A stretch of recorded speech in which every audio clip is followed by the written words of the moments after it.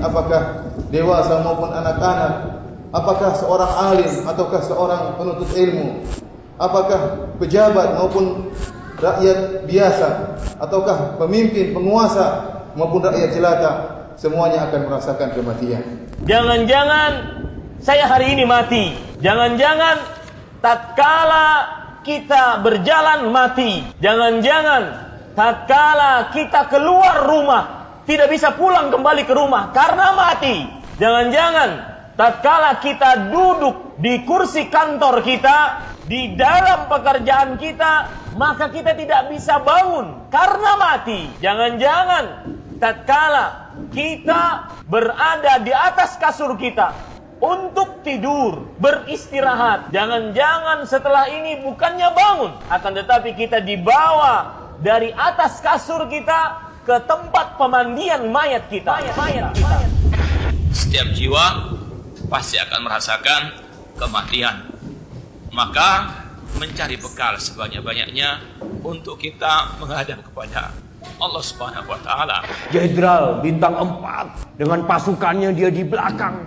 Nggak akan kena peluru dia karena dijaga dengan ribuan pasukan. Bahkan dia menggunakan baju anti peluru.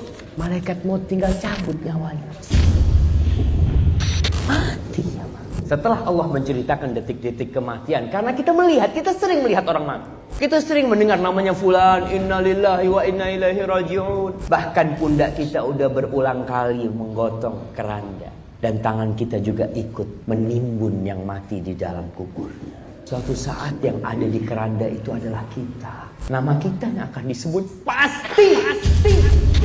Sebagaimana yang disebutkan oleh Allah Subhanahu wa taala di dalam surat Al-A'raf ayat 34. وَلِكُلِّ أُمَّةٍ أَجَلٌ فَإِذَا جَاءَ أَجَلُهُمْ لَا يَسْتَأْخِرُونَ سَاعَةً وَلَا يَسْتَقْدِمُونَ. Jika telah datang ajal batas waktu mereka, maka tidak akan pernah terlambat dan tidak akan pernah terlalu cepat. Berarti mengingat mati bagi siapapun, bagi yang masih muda, umurnya belasan, ataupun umurnya puluhan, banyaklah mengingat kematian. Sesungguhnya mendatangkan kebaikan. Barang siapa yang beriman kepada Allah dan hari akhir, maka kita akan memperbanyak dari ketakwaan kepada Allah, memperbanyak untuk kita beramal soleh. Karena itulah satu-satunya yang akan bisa kita bawa di akhirat kelak, yang bisa kita bawa menghadap Allah Subhanahu wa taala, Subhanahu wa taala, Subhanahu wa taala. Harta kita, keluarga kita, semuanya tidak bisa kita bawa. Yang bisa kita bawa adalah amal soleh kita. Ketika di alam barzakh, yang kita bisa bawa hanyalah amal soleh, amal soleh. Yang bisa membahagiakan kita adalah amal soleh. Oleh karena itulah Allah mengatakan, wa tazawwadu fa inna khairaz zadi taqwa. Berbekalah, dan sebaik-baik bekal adalah ketakwaan kepada Allah Subhanahu wa taala.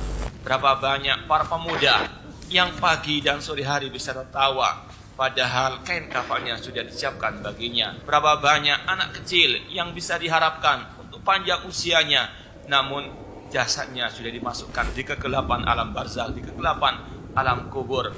Berapa banyak orang yang sehat walafiat, namun dia mati mendadak. Allah tidak akan mengakhirkan, tidak menunda kematian ketika sudah datang waktunya. Perbanyaklah mengingat penghancur segala kenikmatan, yaitu al-maut, mempersiapkan diri untuk menghadapi hari yang sangat dahsyat, yaitu al-yaum al-akhir.